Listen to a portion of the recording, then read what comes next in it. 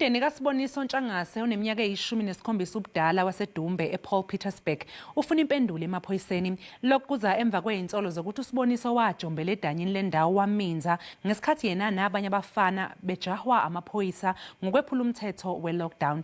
Kulindeleke ukuthi isidumbu sakhe sikhishwe.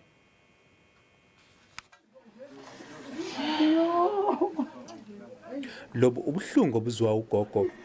Umndeni namalungu omphakathi asenqume ukuthi ahlale lapha eduze nedamu ubusuku nemini kusukela ngomgqibelo. Banethemba lokuthi isidumbu sikaSiboniso Ntshangase sizotholakala. Umndeni uthi uSiboniso wayedlala ibhola enkundleni yezemidlalo nabangani bakhe ngomgqibelo. Amaphoyisa ayeqinisekisa ukugcinwa komthetho ka-level 4 we-lockdown kuthiwa aqhumisa isibhamu ebahlakaza. Abafana babaleka baya ngasedamini ngenkathi amaphoyisa ebajaha. Kuthiwa bangena emanzini. Abanye bakwazi ukuhlamba bawelela ngaphesheya. Yena kuthiwa wasala emanzini. Okwakunzima kakhulu ukuthi kwaqhuma isibhamu, mina ngikaze ngiqhunyelwe ke isibhamu ke.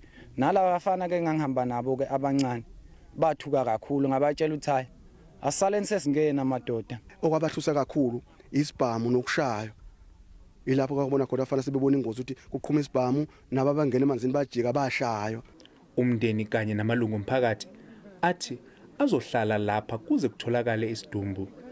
Indlela thina sathola ngayo sathola ntambama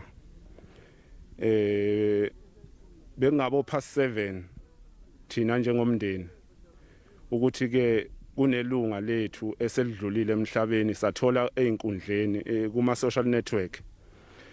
Sathi masithola lapha kuma social network nathi sashaqeka ilapha khona esasuka sagijima seza edanyini lapha khona okuthiwa khona umntwana ukhona khona. Abantwana babantu bejuza bengena lapha phansi size sishawa uvalo into esiqala ukuyibona sijabulela ukuthi kodwa bazophuma naye.